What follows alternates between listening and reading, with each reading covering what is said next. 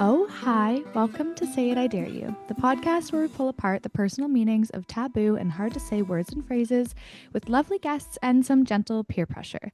Today, we are talking about the word joy. The dictionary defines joy as a feeling of great pleasure or happiness. If you listened to our recent New Year's resolution episode, we talked about the word joy and how it kind of differs from happiness, at least from a personal perspective, and what it really means to us as human beings to experience joy, seek joy, know it, love it, encourage it. Joy is something some people know and love, and also something some people struggle to sit with or experience. I'm Quinn, and today we are joined by Ashley, a registered psychotherapist, yoga teacher, breathwork facilitator, and the founder of the Feelosophy Supportive Touch Methodology for yoga teachers and health practitioners. Ashley, thank you so much for being here. Oh, thank you for having me. It's so nice Of to join course. you virtually. Yes, we are filming virtually, which is the beauty of the internet, amongst its lack of joy lately. Oh my Mm, goodness.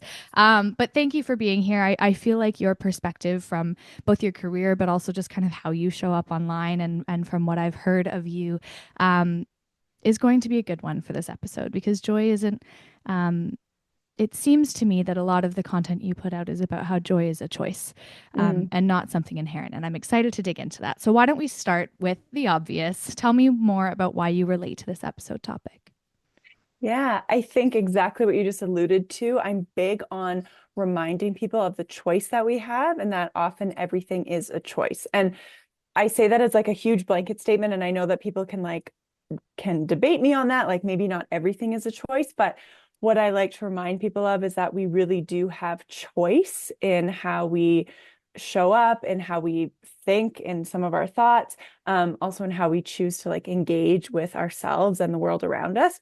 And so for me, joy is one of those big ones where I often find in my work, I'm reminding people that joy is a choice. It's not something that is going to, although I've heard people say, and I do believe joy is like a birthright, like we are allowed to feel joy. Like it is just by existing, like you are allowed to feel joy. But I don't necessarily think it comes very easy for people. Yeah. And so sometimes that's why I relate to it so much by saying it's a choice. Like we can choose it, we can be in joy, we can also be Hmm. out of joy. And so I love talking about it because it doesn't often come easy for me either, even Yeah. though I maybe show that. That's what I choose to show people. I like to talk about how it is effort and often it's discipline. Yeah. Yeah. And I think it's good that you're being honest about the fact that you also don't feel it. Sometimes you don't experience it. Sometimes you don't choose it. Sometimes because even the people who we might view from the outside as like the joy bringers and seekers and beers, um, it doesn't mean that's every single moment of every single day. I want to know what is your definition of joy? So the saying that often comes to me is more, it's how I get to joy. So I often say, my teacher once said to me, discipline begets joy. Mm, So in order to access joy, a lot of discipline comes before it. To me, I also think joy, another thing my teacher said to me once is that emotions are a consequence of our thoughts. And so for me, joy is like the outcome. Consequence sometimes things like a negative connotation, but not mm, necessarily.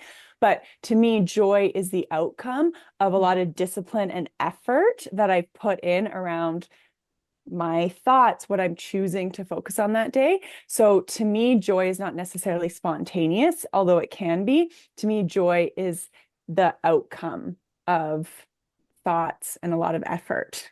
I love that so much because I think, and we'll get into this a little bit more with further questions, but I think some of the reasoning behind people thinking they can't be happy or thinking they can't be joyful is because they just don't think they can tap into it. So instead of Mm. like making joy this kind of big goal, of everything, you can strip it back with that methodology, with that mentality of it, to the little acts of mental health care and physical health care that you are going to do to achieve the final goal instead of just being like, I am either happy or I am not. Yeah. And even that too, I often like to remind people that emotions in life is not like the binary of like right, wrong, good, bad, happy, sad. There's like so much in Hmm. between as well. And for me, joy is just one of the energetic emotions that exist on a spectrum. And even to me, joy can exist on a spectrum. Yeah. So I think if we hold so steadfast to like one label in anything, but even with a label of joy, we're like, joy, I felt like really joyful on this day. And then we're trying to chase that. We forget that it can exist on a spectrum. It can have so much different like fluidity to it if we allow it to be. And Yeah. it's not good, bad, right, wrong. Yes, no. I really like that. When we did the New Year's resolutions episode, Mm. our guest Kirsty suggested that Mhm. she was going to set a word for the year as like an intention, and she wanted it to be happy. And we kind of discussed back and forth because I said I feel like happy is too much pressure. Happy to me is a defined I am happy or I am not happy, Mm. and so I told her how taking from that idea, I was maybe going to work with the word joy for the year because joy happens even on the bad days. Joy happens in moments and you seek it and it comes and it goes, whereas happy felt like way too definitive. And I was like, that's a Mm. goal I cannot achieve every day. And I personally, if I don't achieve goals, will then be mad at myself. Whereas to just feel joy felt like less pressure.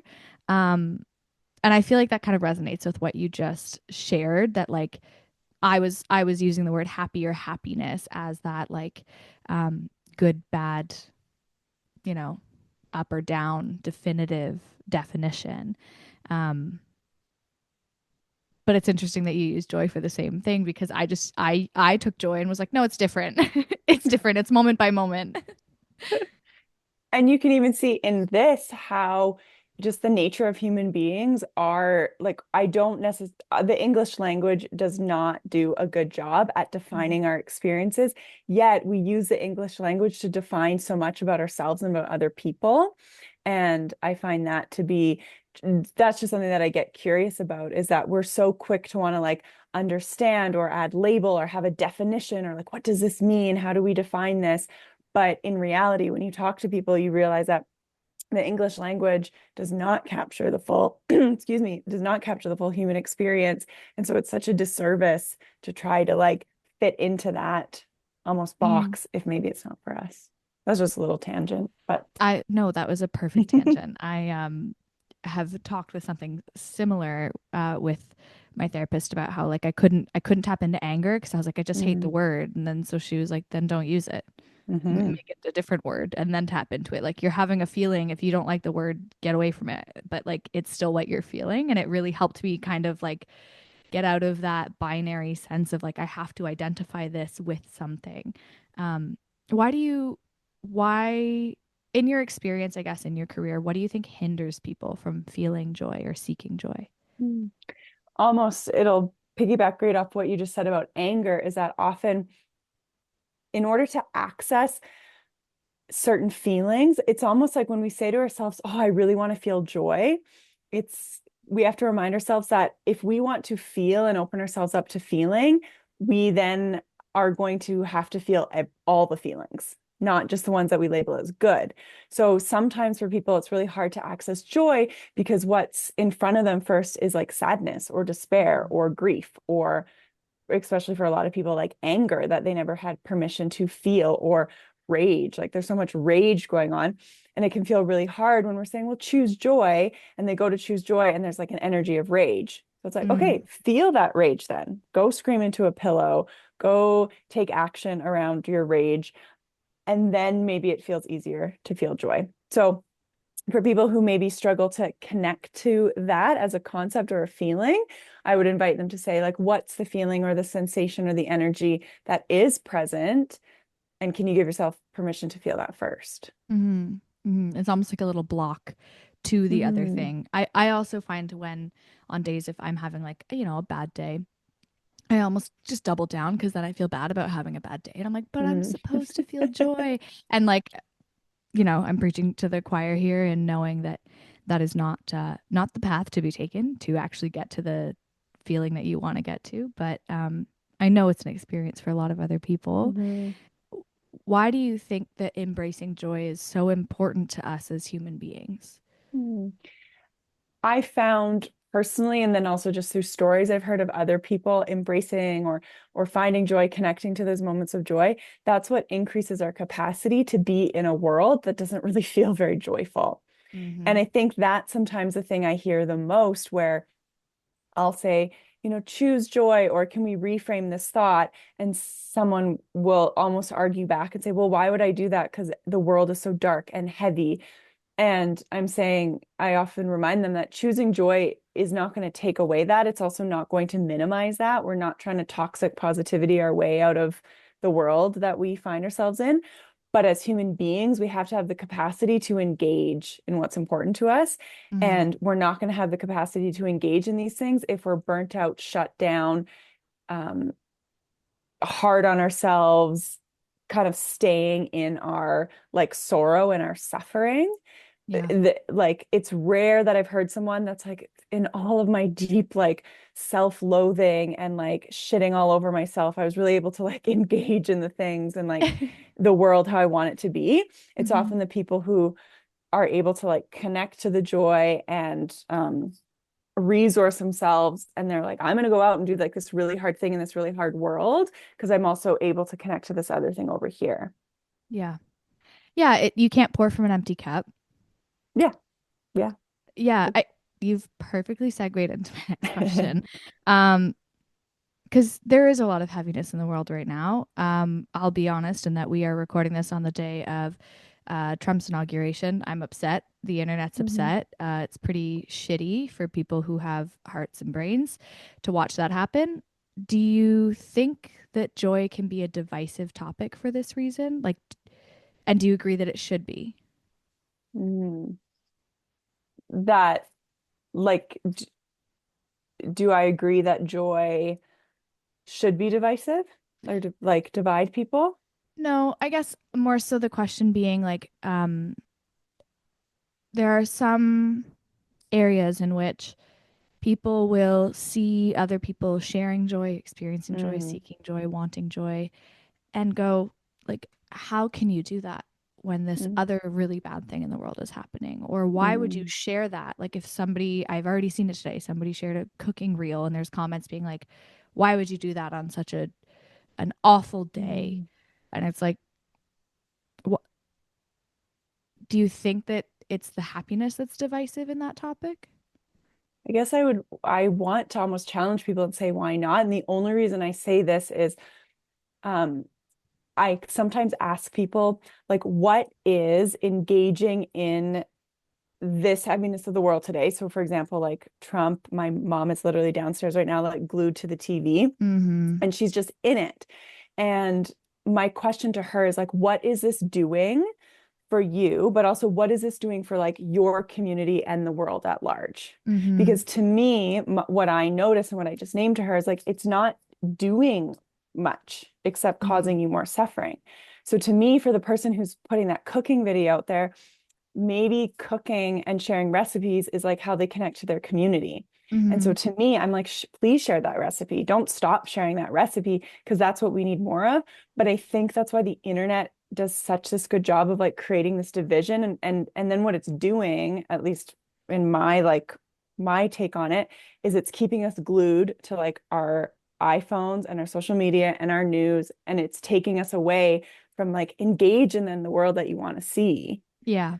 And so I'm a little bit sometimes like not combative's not the right word, but I know it can kind of be confronting to people where I go, why could I not choose joy on a day like today? Because Mm-hmm. what is the alternative doing for me? Now, it's very different.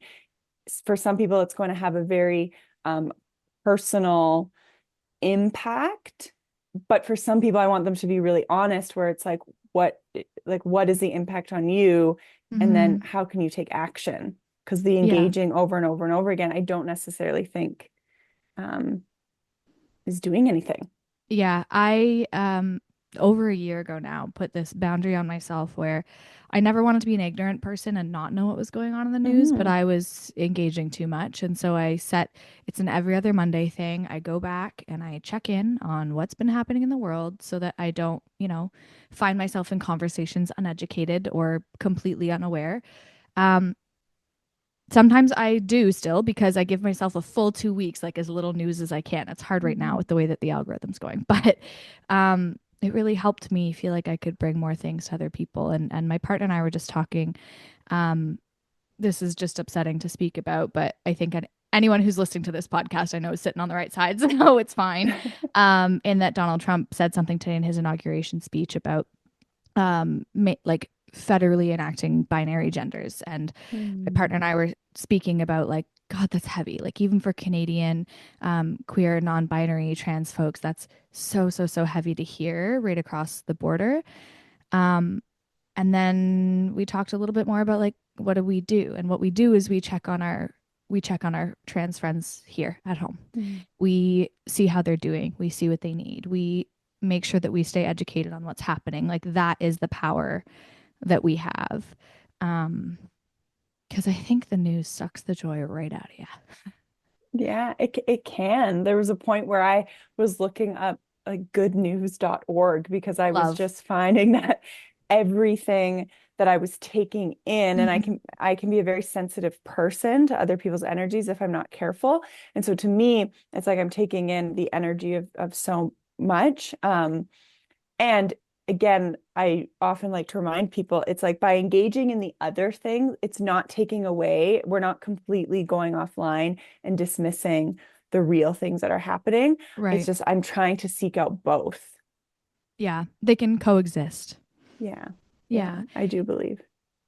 Um, do you think joy is easy to feel? Hmm. Big question. Yeah. I think you can definitely find it in each you can definitely find it. The thing that I would get people to get curious about is like what is the actual sensation of joy? Like what's that sensation? Is it like a warmth that you feel in your chest? Is it a softness in the shoulders? Is it just like a gentle, you know, almost like softening? Does it feel like what is the actual sensation to you? Mm-hmm. Because if you're able to get more specific about the sensation, then I do think it can be easier to connect to. Hmm. So you would almost relate it to like a physiological feeling to tap into. Hmm. Yeah. Yeah. Okay. Yeah. I often believe we have our mental kind of I call it like mental body, so that's our thoughts. We have our emotional body, so that's like the emotions, and then we have like the physical body, and that's the sensations. And they all kind Mm-hmm. of work together. So if it feels really hard to connect to like joyful thoughts, can you connect to like that maybe physical sensation? Mm. I like So you can that. go like top down or you can go bottom up. Yeah. I immediately, in hearing that, think of like the days in which I'm having like a hard mental health day. I'll make sure that I go for a walk because that's like the Mm. physical connection, right? Hmm. I really like that breakdown because it's not as black and white as I think it can feel sometimes. Yeah. Yeah. Yeah. When you're talking about joy being this choice or it being inherent, I already know your opinion in that you do believe that for the most part it is a choice. But when you get to the point of continuing to make that choice, do you think it becomes inherent or is it like still always like a steadfast, hard ass practice to keep on top of? Mm.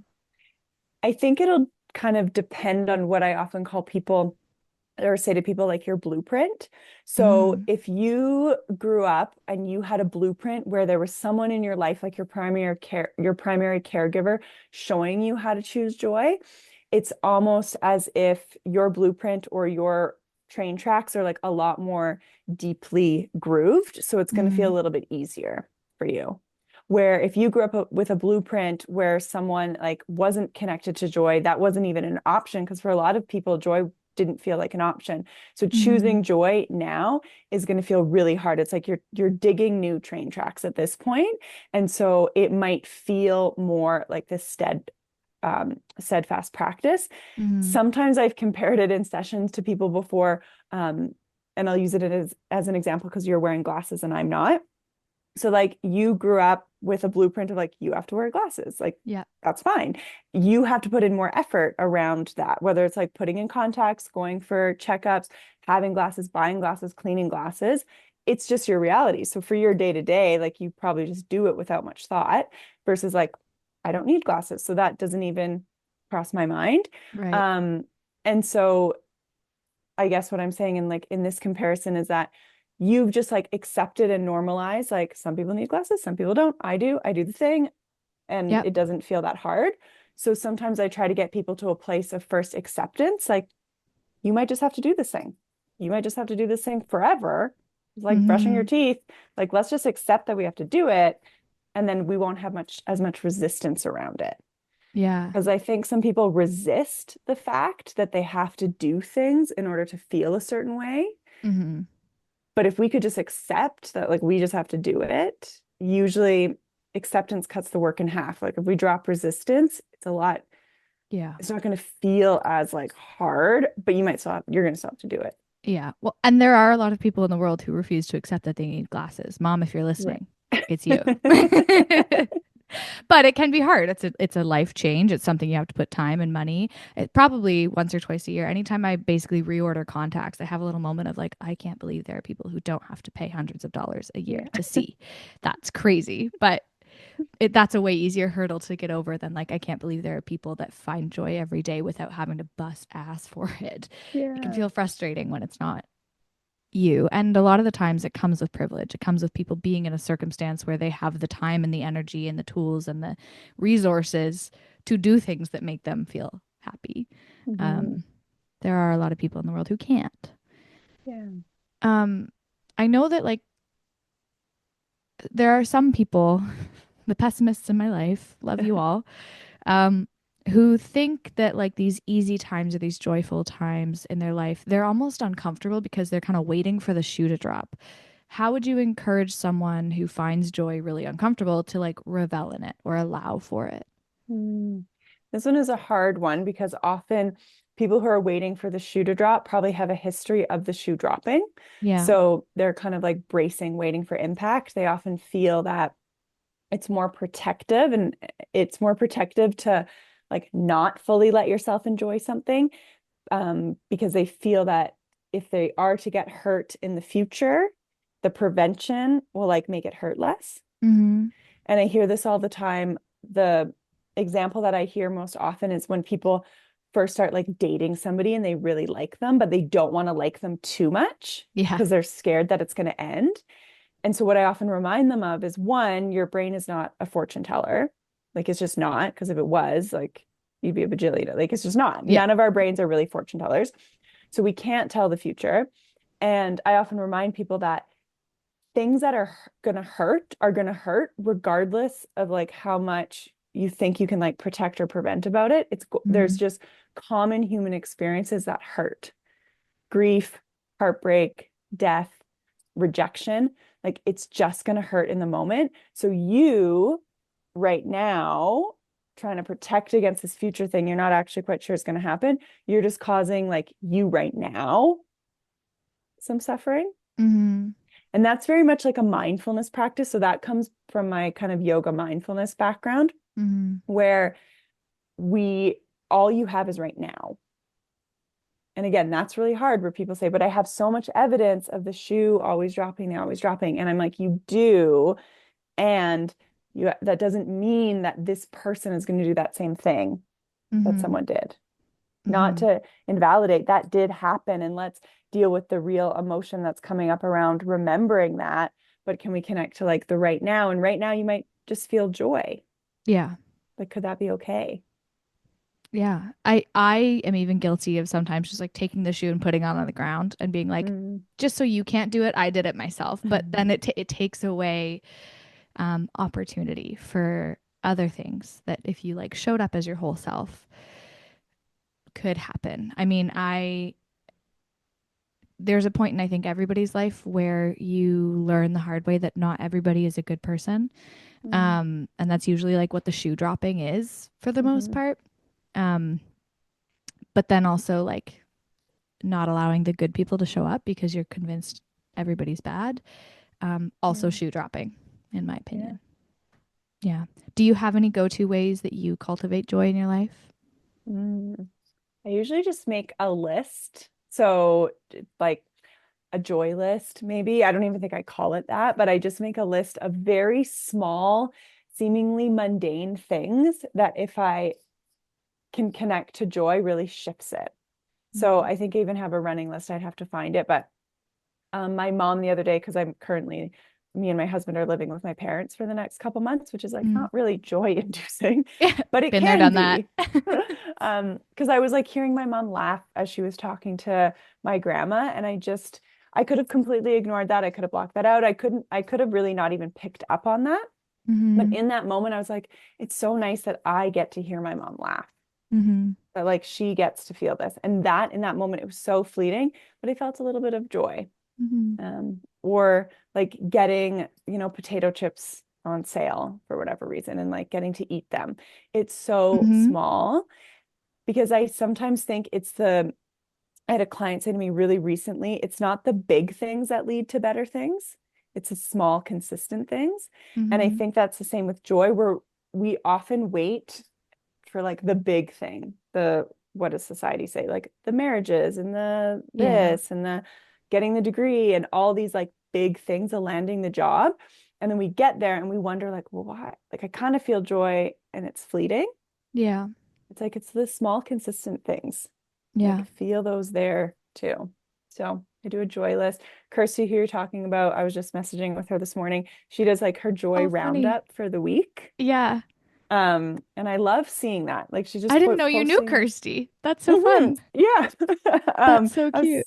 I said to her, I'm like, I'm gonna give you a shout out today on this joy podcast. I don't even think she knew that it was you, but That is so funny. Yeah, because the reason why she chose the word joy report is from the podcast that we filmed in December, where she had said her word was going to be happy and we switched it to joy.